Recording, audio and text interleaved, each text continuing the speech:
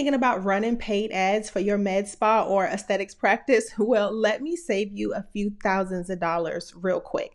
There's a reason why certain aesthetics practice can pour money into paid ads and they literally print appointments. And then you have some practices that pour money into paid ads and they get crickets. I promise it's not the ads. It's what's going on before the ads were ever turned on. And as your aesthetic marketing and growth partner, here's how I can immediately tell that your aesthetics practice is not ready to scale with paid ads. I'm going to run through this list very quickly, guys, but remember, if you like the information that you learned in today's video and you want to operate like a high value provider, the membership will be launching soon and more details will be in the description box below. One, your booking system is pretty much working against you. I used to have an old manager. She was at my first job ever at Hardee's, and she would say, all right, now work with me, not against me, work with me, not against me. And I would hear her say that all day.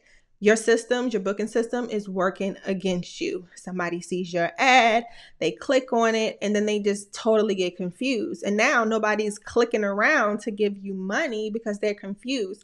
And there's no actual clear call to action on what to do next. So you're basically losing people that you paid to attract. Number two, there's no immediate response to the inquiries that do come in from the ad. For example, someone fills out a form and then what?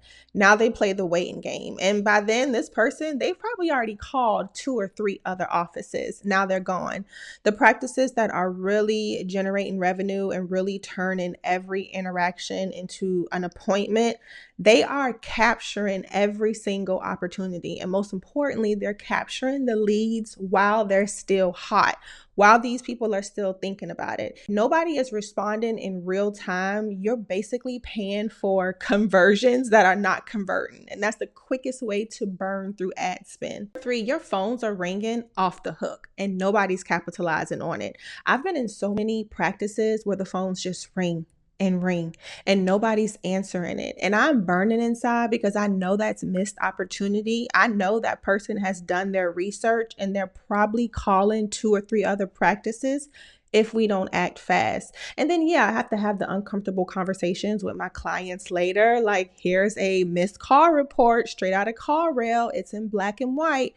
It's showing all of the missed calls throughout the day. So when we wonder why bookings are slow, new patients are not being converted on, well, we got to answer the phone first. So if you don't have a system in place that tracks and follow up and captures these leads, that immediately tells me, as your aesthetic marketing and growth partner, that you are not ready for paid traffic. Number 4, you haven't built enough organic trust yet. And this is a conversation that the ad agencies, they would never have with you, okay? You need to build organic trust first, meaning before the ads turn on, you need to have some sort of momentum, whether that's comments or DMs or bookings or clicks to your website. Your organic traffic needs to work for you first. Ads are turned on to amplify the things that are already working. Here's the thing. Back in the day, I remember there was a dentists would invest $5K, $10K on ads easily. But here's the thing, it's 2 things. First off, how people use Google has changed. I was on a discovery call with a client the other day and he wanted to know, should we continue to invest in Google ads? Should we continue to invest this much in Google ads? And I was like, absolutely not, because what we're seeing today is that more people are going to the AIs of the world to search for things rather than Google. So if you notice that your Google ads are not performing in the ad agencies, it's like they're steady just trying to tell you to invest more money, fire them. The reason why ads are changing is because human behavior is changing. The level of skepticism is increasing day by day. And I mean, do you blame the people? Just look at the news. Do you blame the people?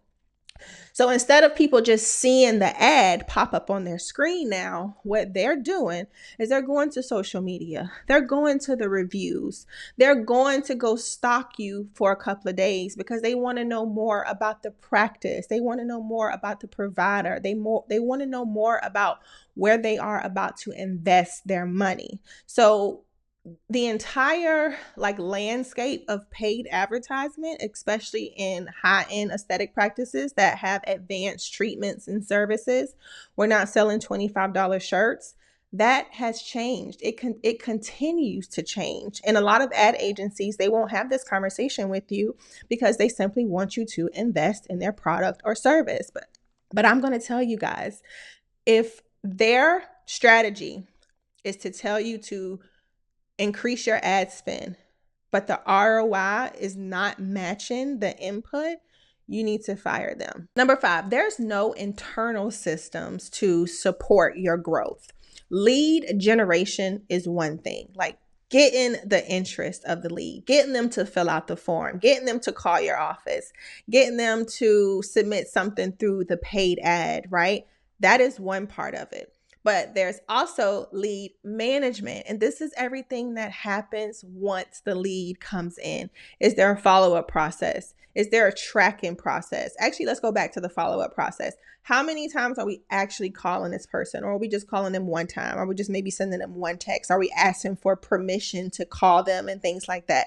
Or are we really being tenacious? Do we really have a system? Do we really have a 3 times until we exhaust all efforts method in place? Is there any tracking in place? The number one thing that most practices do not ask, which is so detrimental to your growth: how did you find out about us? If you're watching this video, I want you to go into your booking system or to your EHR system or whatever you use. And I want you to create a section that says referral source. If you can't do it, reach out to the rep so they can do it for you. Referral source, drop down menu. How did you find out about us? And every single digital media outlet that you use to market your services and treatments and to get your name out there should be on that list. Make it a required field.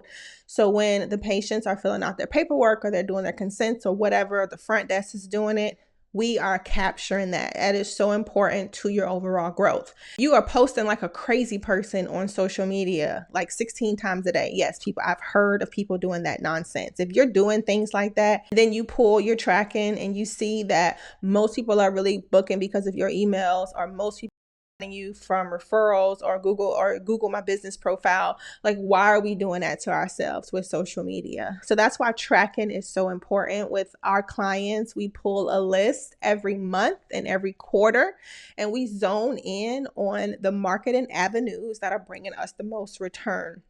And then the last thing, there's no defined patient journey.